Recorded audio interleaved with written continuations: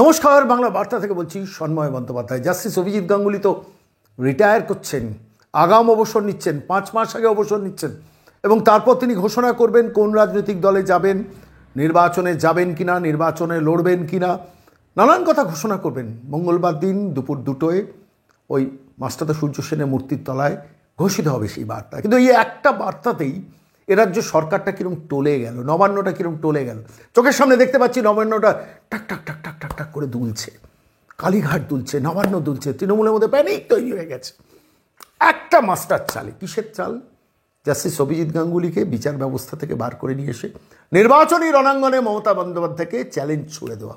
খুব ইন্টারেস্টিং। আমরা আজকে এই প্রতিবেদনে এই বিষয়টা নিয়ে এলাম, কিন্তু এর বাইরেও আরও 4টে বাউন্সার এই মুহূর্তে বিজেপির হাতে রেডি আছে। কী কী সেই বাউন্সার আমি টুকরো টুকরো বলবো, কিন্তু তার আগে জাস্টিস অভিজিৎ গাঙ্গুলি কতটা নড়িয়ে দিয়েছেন মমতা বন্দ্যোপাধ্যায়কে না বললেই নয়। বিশ্বাস করুন, কোনোদিন এরকম দেখেছেন যে তৃণমূল কংগ্রেস এখনও ফল্টার করছে কাকে প্রার্থী করবেন?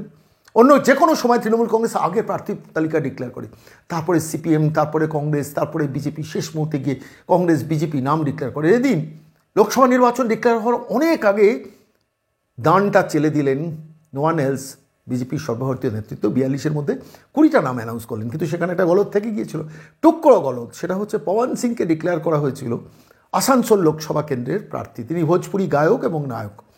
পরবর্তীকালে তাকে নিয়ে প্রচুর বিতর্ক ওঠে, বঙ্গনারীদের নিয়ে তার কিছু গান, সে নিয়ে সোশ্যাল মিডিয়াতে টুইট হতে শুরু করে। বাবুল সুপ্রিয় সেটাকে নিয়ে আসরে নেমে পড়েন, ফেরেববাজ ভাইপো সেটাকে নিয়ে টুইট করতে শুরু করে দেন।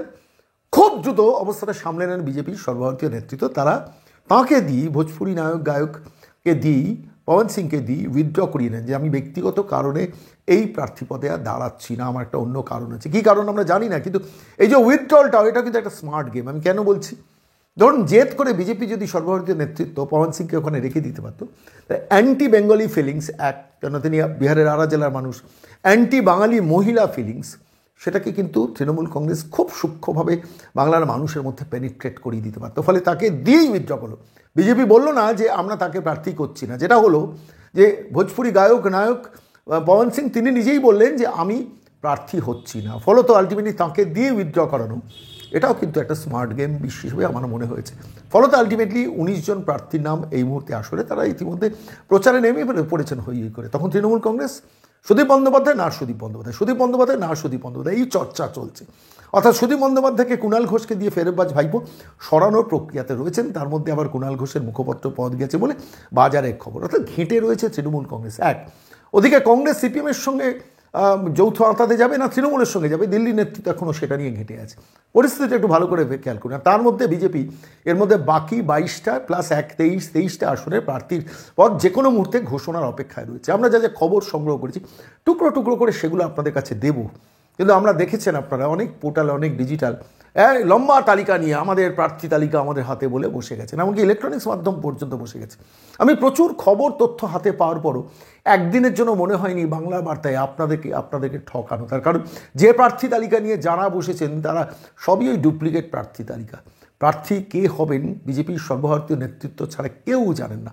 যেমন তৃণমূল কংগ্রেসের মমতা বন্দ্যোপাধ্যায়, অভিষেক বন্দ্যোপাধ্যায় ছাড়া তৃণমূল কংগ্রেসের তৃতীয় কোনো নেতা জানেন না কে প্রার্থী হবেন। ঠিক একইভাবে বিজেপির একদম সর্বোচ্চ পদে যারা রয়েছেন পশ্চিমবঙ্গ চ্যাপ্টারে নয়, কারা প্রার্থী হতে পারেন, ফাইনাল ডিসিশনটা টপ লেভেল হয়। তাহলে প্রার্থী তালিকা কী করে ডিজিটাল পোর্টাল কিংবা ইলেকট্রনিক্স মাধ্যমে রাতে এলো? সবটাই মানুষকে প্রতারিত করে। আমরা সেই পথে হাঁটিনি, কিন্তু আমাদের কাছে প্রচুর খবর এসেছিলো। যেমন এই মুহূর্তে প্রচুর খবর এসছে, তার কিছু কিছু খবর আপনাদের কাছে আমার মনে হলো দেওয়াটা দরকার। কিন্তু তার আগে জাস্টিস অভিজিৎ গাঙ্গুলি কীভাবে নবান্নটাকে নড়িয়ে দিয়েছেন। একটা ভূমিকম্প 7.8 রিক্টার স্কেলে নবান্ন কাঁপছে। পরিস্থিতি তো সেরকম না। আমার খুব মজা লাগছিল দেখতে। কেন জাস্টিস অভিজিৎ গাঙ্গুলির রাজনীতিতে যোগদানটা খুব ইম্পর্টেন্ট, তার কারণ বাংলার মাটিতে খেয়াল করে দেখুন মমতা বন্দ্যোপাধ্যায় 13 বছরের শাসনে সবথেকে বড় ইস্যু এই মুহূর্তে হচ্ছে করাপশনের জন্য অল্পবয়স্ক ছেলেমেয়েগুলো চাকরি পাচ্ছে না, করাপশনের জন্য সরকারি কর্মচারীদের দিয়ে পারছে না, করাপশনের জন্য বাংলায় বিভিন্ন বিকাশের টাকা পয়সাগুলো তৃণমূল নেতাদের পকেটে চলে যাচ্ছে, শেখ শাহজাহানদের পকেটে চলে যাচ্ছে। প্রচুর ক্রিমিনালকে অ্যাডমিনিস্ট্রেশনে ঢুকিয়ে দিয়েছেন Mamata Bandyopadhyay, Abhishek Bandyopadhyay private limited company. তারা তৈরি করছেন বাজারে শেখ শাহজাহান, তারা তৈরি করছেন মুদাস্সার, কাইজার, জাহাঙ্গীর, আরাবুল, সেলিম, এদের তৈরি করছেন। ফলে তারা টাকা লুট করে নিয়ে যাচ্ছেন, সাধারণ মানুষের টাকাটা শেষ পর্যন্ত আসছে না। ফলে এই করাপশনটাই কিন্তু বাংলার মাটিতে সব থেকে বড় ইস্যু।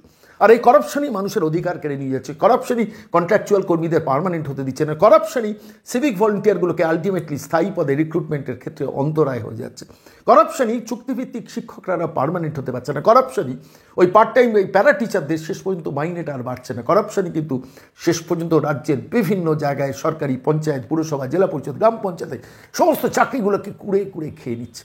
করাপশনই কিন্তু মেন ইস্যু। আর সেই করাপশনের জায়গায় প্রধানতম মুখ এই বাংলায় যদি প্রথম এবং শেষ মুখ বলতে হয়, মানে রাজনীতির বাইরে, সে মানুষটার নাম কিন্তু জাস্টিস অভিজিৎ গাঙ্গুলি। ফলে সেই মানুষটা যখন 17 নম্বর ঘরে কলকাতা হাইকোর্টের বিচারের চেয়ার থেকে বেরিয়ে এসে দ্রুত হেঁটে চলে সে রাজনীতির রণাঙ্গনে প্রবেশ করেন, তখন মমতা বন্দ্যোপাধ্যায় দেখেন যে আমার চারদিকের ঘরের দরজাগুলো খোলা, আর চারদিকে চিতাবাঘ এসে হাজির হয়েছে, যে কোনো সময় আমাকে গিলে খাবে। কে চিতাবাঘ? চিতাবাঘের কথা বলছি না, মানুষটির নাম জাস্টিস অভিজিৎ গাঙ্গুলি। কেন জাস্টিস অভিজিৎ গাঙ্গুলি যদি রাজনীতির রণাঙ্গনে নামেন, তাহলে মমতা বন্দ্যোপাধ্যায়ের সরকারের করাপশনকে এতটাই বেআব্রু করে দেবেন, এখানেই মমতা বন্দ্যোপাধ্যায়ের ভয়। সে মানুষটাকে দেখলে মানুষ দৌড়ে যায়, সে মানুষটাকে দেখলে মানুষ সেলফি নিতে যায়, সে মানুষটাকে দেখলে পায়ে হাত দিয়ে প্রণাম করে, মানুষ ঝাঁপিয়ে পড়ে। তিনি দেবতা, তিনি ঈশ্বর, তিনি গরিব মানুষের ত্রাতা, সারা বাংলা জেনে গেছে। আর মমতা বন্দ্যোপাধ্যায় এখানেই ক্রাইসিস, মমতা বন্দ্যোপাধ্যায়ের আইডেন্টিটি ক্রাইসিস। মাটি মানুষের সততার প্রতীক হিসেবে একটা হাওয়াই চটি, নবান্ন হাওয়াই চটি, টালির বাড়ি, সাদা শাড়িকে বিপণন করে ওই যে রাইটার্স থেকে নবান্নে ঢুকেছেন, আজ তিনি সতেদের মা নয়, আজ তিনি চোরেদের মা এবং চোরেদের নেত্রী, আজ তিনি চোর মমতা।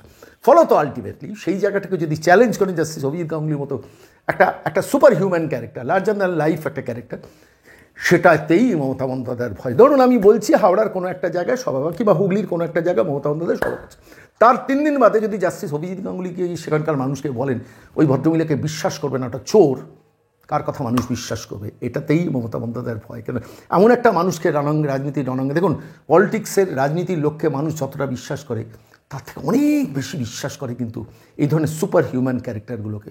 আর সেই লোকটার নাম যদি জাস্টিস অভিজিৎ গাঙ্গুলি হয়, মমতা বন্দ্যোপাধ্যায়কে এখানে ভাবিয়েছে। এবং শেষ পর্যন্ত এই মানুষটি যদি রণাঙ্গনে সরাসরি ইলেকশনে নেমে যায়, যা শোনা যাচ্ছে, বিবি আনন্দ বলছে তিনি তমলুকে দাঁড়াবেন বিজেপির প্রার্থী, এবং যদি তিনি দাঁড়িয়ে যান লক্ষ লক্ষ ভোটে জিতবেন। কত লক্ষ ভোটে জিতবেন আমরা কেউ জানি না। একদিকে কাঁথি, একদিকে তমলুক, বিজেপি শিওর সিট হয়ে যাবে। তারপর জেতার পর যদি কেন্দ্রের মন্ত্রী হয়ে যান, ভাবতে পারছেন মমতা বন্দ্যোপাধ্যায়ের কপালে কি শনি চুলছে? এগুলোর জন্যই এখন নতুন করে প্রার্থী তালিকায় বসছে তৃণমূল কংগ্রেস নেতৃত্ব। আমি বলবো যিনি সিদ্ধান্ত নিয়েছেন, আমি যা খবর পেয়েছি সিদ্ধান্তটা নয়, বিজেপি সর্বভারতীয় নেতৃত্ব নিয়েছেন, কিন্তু জাস্টিস অভিজিৎ গাঙ্গুলিকে বিচার ব্যবস্থাকে বার করে নিয়ে এসে নির্বাচনের রণাঙ্গনে নামানোর মূল পরিকল্পনার নাম হচ্ছে শুভেন্দু অধিকারী। তিনি খুব সন্তর্পণে এই কাজটি করেছেন। তিনি আমাকে বলেনি, কিন্তু আমি যা খবর সংগ্রহ করেছি তাই পেয়েছি। জাস্টিস অভিজিৎ গাঙ্গুলিকে বোঝানোর দায়িত্ব তিনি বিধক্ত কিছু মানুষের হাতে ছেড়ে দিয়েছেন, তাঁদের দিয়ে আলটিমেটলি এই প্ল্যানটাকে এক্সিকিউট করে। আর আমার নিজের ধারণা মঙ্গলবার তিনি অ্যানাউন্স করবেন, তারপর 7 তারিখ বা 10 তারিখ শেষ পর্যন্ত জাস্টিস অভিজিৎ গাঙ্গুলি বিজেপিতে জয়েন করবেন। অনেকে প্রশ্ন করছেন, আচ্ছা বিজেপির আদর্শের সঙ্গে তো জাস্টিস অভিজিৎ গাঙ্গুলি মিললেই, জাস্টিস অভিজিৎ গাঙ্গুলি তো বিকাশবাবুর খুব কাছের লোক, কান্তি গাঙ্গুলির খুব কাছের লোক, বামপন্থী বইয়ের স্টলগুলোতে যান, কার্ল মার্কস পড়েন, সেই মানুষটা কী করে বিজেপিতে গেল? কিন্তু সেই মানুষগুলো বোঝার চেষ্টা করছে না যারা এই প্রশ্নটা তুলছে, যে এই মুহূর্তে need of the hour to combat corruption, এটা বামপন্থী নেতারা বুঝতে পারছেন না। তারা মনে করছেন কার্ল মার্কসকে আঁকড়ে ধরা দরকার, লেনিনকে আঁকড়ে ধরা দরকার, তার জন্য বাংলা গোল্লায় যায় যাক। এই করতে গিয়ে 42-এ এবার বামপন্থীরা একটি সিটও পাবে না। খুব দুঃখের, খুব যন্ত্রণা। বিশ্বাস করুন, আমি নিজে ব্যক্তিগতভাবে বামপন্থীতে খুব শ্রদ্ধা করি। এত শিক্ষিত, রুচিশীল, পড়াশোনা জানা মানুষ বামপন্থী কর্মী নেতা হিসেবে আছে, কিন্তু তাদের কথা তো নেতৃত্ব ভাবলো না। তারা ওই সংকীর্ণ গণ্ডির মধ্যে থেকে আলটিমেটলি যে রাজনীতিটা করছেন তাতে বামপন্থীরা পিছোচ্ছেন এই পশ্চিমবঙ্গের মাটিতে। কী দরকার ছিল কংগ্রেসের হাত ধরা, বলুন তো? কী দরকার ছিল? যে কংগ্রেস তৃণমূলের সঙ্গে বাতচিত চালতে হয় বলছে, সেই কংগ্রেসের পেছনে কেন মোহাম্মদ সালিম, সুরেন চক্রবর্তীরা এখনও বসে আছেন? এখানেই তো দুর্বলতা। আর এই দুর্বলতার কাটাতে পারছেন না, ফলে তো সেই জায়গা থেকে দাঁড়িয়ে আলটিমেটলি জাস্টিস অভিজিৎ গাঙ্গুলিকে যখন বিজেপি প্র্যাকটিক্যালি ময়দানে নামিয়ে দিল, এখনও ফাইনাল হয়নি, কিন্তু আমার নিজের যা ধারণা, এবিপি আনন্দের কথা যদি বিশ্বাস করতে হয়, তাহলে বিজেপির পরবর্তী তমলুকের প্রার্থীর নাম জাস্টিস অভিজিৎ গাঙ্গুলি। এবং আমার নিজস্ব ধারণা, কেন্দ্রীয় মোদী সরকার করবে, এটা দিনের আলোর মতো স্পষ্ট। এবং সেখানে আমার নিজের ধারণা শেষ মতো এমন একটা ইম্পর্টেন্ট মানুষকে হয়তো কেন্দ্রীয় মন্ত্রিসভায় নিয়ে যাওয়া হবে। আর সেই মানুষটা যদি বাংলায় 2026-কে নেতৃত্ব দিয়ে দেন, অর্থাৎ দিল্লির মন্ত্রিত্ব থেকে পশ্চিমবঙ্গের গ্রামে গঞ্জে মানুষের কাছে তো ঘুরতে তিনি ভালোবাসেন, 24 ঘন্টা মানুষকে নিয়ে তিনি কাজ করতে ভালোবাসেন, তাহলে পশ্চিমবঙ্গের গ্রামে গঞ্জে শহরে মফস্বলে ঘুরে ঘুরে যদি নো ভোট টু মমতা বলে না, তার সঙ্গে যদি সারথি থাকেন শুভেন্দু অধিকারীর মতো নাম, বাংলায় কি ভূমিকম্প হবে বুঝতে পারছেন? আমি সেই দিনটার কথা ভাবছি, যেদিনকে জাস্টিস অভিজিৎ গাঙ্গুলি, শুভেন্দু অধিকারী মঞ্চ থেকে হাত তুলে বলবেন এই বাংলা থেকে চোরদের তাড়াতে হবে, বাংলার মাটিতে আরও একটা বড় ভূমিকম্প, যে ভূমিকম্পতে কিন্তু নবান্নর 14 তলা বিল্ডিংটা গহ্বরের তলায় তলিয়ে যেতে পারে। সত্যি সত্যি বলছি না, সত্যি সত্যিই বলছি। তার জন্য লিগাল নোটিশ দেবেন। নবান্নকে আপনি গর্তে ঢুকিয়ে দিচ্ছেন, ঢোকাচ্ছি নবান্নের চৌর্যবৃত্তির সাম্রাজ্যটাকে গর্তে ঢুকিয়ে দিচ্ছি। বাংলার মানুষ লক্ষ লক্ষ শিক্ষিত, বেকার, কম পড়াশোনা জানা ছেলেমেয়েরা সবাই কিন্তু একটা মুক্তি চাইছে, একটু অক্সিজেন চাইছে। তাদের মমতা বন্দ্যোপাধ্যায় 500 টাকা, 200 টাকা, 300 টাকা দিয়ে ভুলিয়ে রাখার চেষ্টা করছেন। এই ভুলটা ভাঙানোর কারিগর যদি শুভেন্দু অধিকারীর সঙ্গে এই মানুষটার নাম হয়, যার নাম জাস্টিস অভিজিৎ গাঙ্গুলি, বাংলায় 2011 আবার নতুন করে তৈরি হবে, 2026 মিলিয়ে নেবেন। সত্যি কি মিথ্যে সেটা তো ভবিষ্যৎ বলে। কিন্তু এই মুহূর্তে দাঁড়িয়ে এই প্রতিবেদন শেষ করার আগে বিশ্বনাথ চক্রবর্তীর কথা শোনাবো। কিন্তু আপনারা প্রশ্ন করবেন কী হলো, 4টে বাউন্সারের কথা বললেন, আপনি বললেন না সে কথাগুলো। হ্যাঁ বলবো, কিন্তু খবরগুলো তো সত্যতা কতটা সত্যি কতটা মিথ্যা আমরা জানি না। কিন্তু 4টে বাউন্সারের খবর পেয়েছি অনেক রাতে, গভীর রাতে, বিভিন্ন সূত্র ধরে যে খবরগুলো পাই মনে হয় একটু একটু অন্তত আপনাদের জানাই। জাস্টিস অভিজিৎ গাঙ্গুলির খবরটা আমি অনেক দিন আগে পেয়েছিলাম, আপনাদের কাছে দিইনি। তার কারণ আমি প্রতিশ্রুতিবদ্ধ ছিলাম, যে জায়গা থেকে খবরটা পেয়েছিলাম, কোনো সর্বোচ্চ নেতা নয়, অত্যন্ত নিচের লেভেলের একজন মানুষের কাছ থেকে যিনি সংবাদ মাধ্যমে চাকরি করেন, তিনি বলেছেন justice Abhijit Ganguly is joining politics, মিলিয়ে নিন, খুব দ্রুত ইলেকশন ডিক্লেয়ার হবে। বলিনি তার কারণ তার কাছে প্রতিশ্রুতিবদ্ধ ছিলাম। কিন্তু এই খবরটা গতকাল রাতে যে অধ্যাপক মানুষের কাছ থেকে পেলাম, ভুল খবর পাইনি, কিছু অন্তত করতে চলেছে। অনেক ইম্পর্টেন্ট পার্সোনালিটি কিন্তু এই 22টা আসনের মধ্যে বিজেপির হয়ে আসরে নামতে চলেছে। কেউ হয়তো শেষ মুহূর্তে প্রত্যাহার করবেন, কেউ মুহূর্তে এগোবেন, কিন্তু কতগুলো নাম শুনেছি। একটা খবর আপনাদের ভীষণ দিতে ইচ্ছে করছে, তাপস রায়ের সঙ্গে বিজেপির কথা চলছে। কিছু কিছু ইঙ্গিত সংবাদ মাধ্যমে আপনারা হয়তো পেয়েছেন। তাপস রায় খুব যন্ত্রণা, আহত, যে এই মানুষটাকে দিনের পর দিন তৃণমূল ব্যবহার করেছে। তাপস রায় কি উত্তর কলকাতার ক্যান্ডিডেট হচ্ছে জানি না, ভবিষ্যৎ বলবে। তাপস রায় কি বিজেপিতে জয়েন করছে? এই প্রতিবেদন যেদিন দেখছি সেদিনকে একটা খবর আছে যে সেদিনকে বিকেলবেলায় হয়তো তাপস রায় বিজেপিতে জয়েন করতে পারেন। ঠিক না ভুল জানি না, কিন্তু যদি হয় এটা তো একটা বড় বাউন্সার।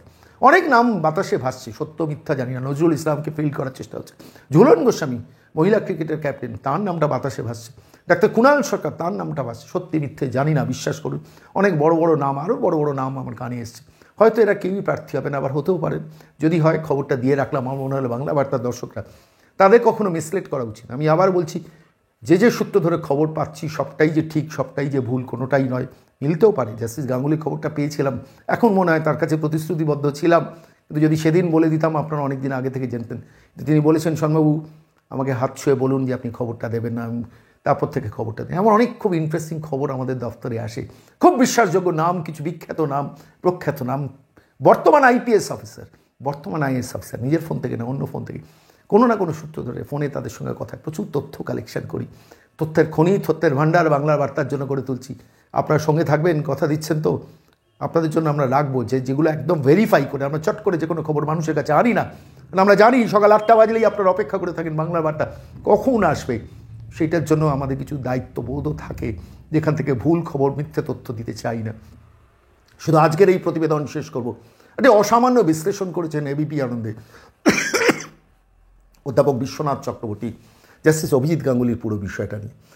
বলেছেন যে পার্টির মধ্যে একটা পার্ট হয়ে যায় মানুষ, রাজনীতি আমরা যারা করতে আসি, কিন্তু পার্টির বাইরে যারা উত্তরণ হয়, অর্থাৎ পার্টির বাইরে যে মানুষ, সেই মানুষকেও যে মানুষ ধরতে পারেন, সেই উত্তরণের জায়গাটা থাকে, এবং সেই জায়গাটা জাস্টিস গাঙ্গুলি করতে হবে যদি ঢোকেন। এক দ্বিতীয়ত হচ্ছে তিনি বিচার ব্যবস্থা থেকে রিজাইন করলেন। তিনি 3টে অপশান তার হাতে আছে। তিনি এনজিও সমাজসেবা নিয়ে থাকতে পারেন, দ্বিতীয়ত হচ্ছে বামপন্থীদের সঙ্গে থাকতে পারেন, আর তৃতীয়ত হচ্ছে যে বিজেপির হয়ে নির্বাচনে দাঁড়িয়ে কন্টেস্ট করে হয়তো দিল্লিতে চলে যেতে পারে।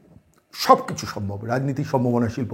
ভারী সুন্দর ব্যাখ্যা করেছেন অধ্যাপক বিশ্বনাথ চক্রবর্তী। কিন্তু আমি আজকের এই প্রতিবেদন শেষ করবো আমার বামপন্থী দর্শক বন্ধুদের একটি মেসেজ দিয়ে। দয়া করে ভুল বুঝবেন না জাস্টিস অভিজিৎ গাঙ্গুলিকে, কিন্তু মানুষের কল্যাণের জন্য যাচ্ছেন। বামপন্থীরা এই পশ্চিমবঙ্গে হাজার চেষ্টা করুন, বিশ্বাস করুন, রাগ করবেন না, যন্ত্রণা নেবেন না। 42-এ একটি আসনেও খাতা খুলতে পারবেন না।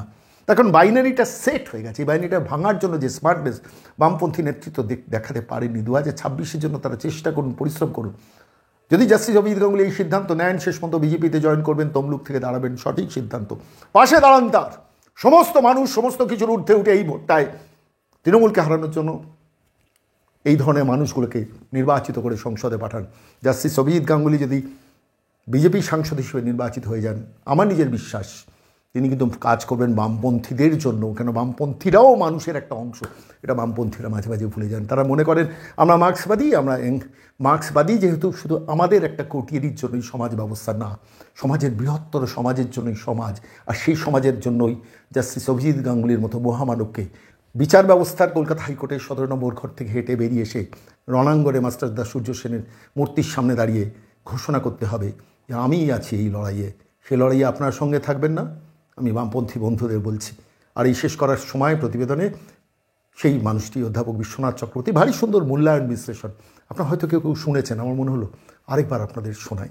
2000 মানে লাস্ট 2 বছর যদি বলি, পশ্চিমবাংলা রাজনীতিতে সবচেয়ে আলোচিত নাম হলো বিচারক অভিজিৎ গঙ্গোপাধ্যায়। তাকে নিয়ে শো, তাকে নিয়ে আলোচনা, তাকে কেন্দ্র করে দুর্নীতির বিরুদ্ধে অভিযান, এটা মানে আমরা বাঙালি জীবনে দেখেছি। এবং দেখুন, একজন বিচারপতি, সিটিং বিচারপতি, তিনি নির্বাচনে লড়াই করেছেন। সবচেয়ে বেস্ট এক্সাম্পল 1967 সালে সুপ্রিম কোর্টের তদন্তকারী যে প্রধান বিচারপতি ছিলেন সুব্বা রাও বিরোধী দলের প্রার্থী হিসাবে রাষ্ট্রপতি নির্বাচনে নেমেছিলেন এবং তার বিরুদ্ধে ক্যান্ডিডেট ছিল কংগ্রেসের জাকির হোসেন, এবং সুব্বা রাও পরাজিত হন, জাকির হোসেন জয়ী হয়েছিলেন। ফলে একাধিক উদাহরণ আছে। আবার এরকম মানে কৃষ্ণাস্বামী, তিনি আবার রাজনীতি থেকে বিচারক হয়েছিলেন, কৃষ্ণ আয়ার। ফলে এই উদাহরণ, অসংখ্য উদাহরণ আছে। এটা নতুন ঘটনা নয়।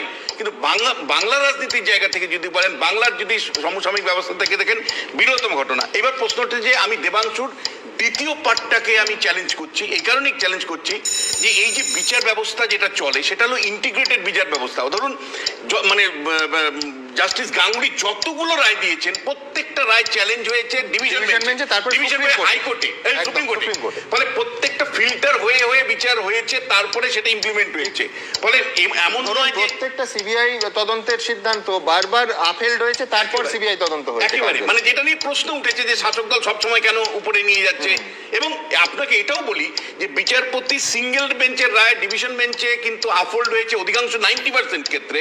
আমরা হিসাব করে দেখেছি সুপ্রিম কোর্টের কার্যত 100% বিচারপতি জাস্টিস গাঙ্গুলির রায় কিন্তু আফোল্ড হয়েছে, অর্থাৎ রক্ষিত হয়েছে।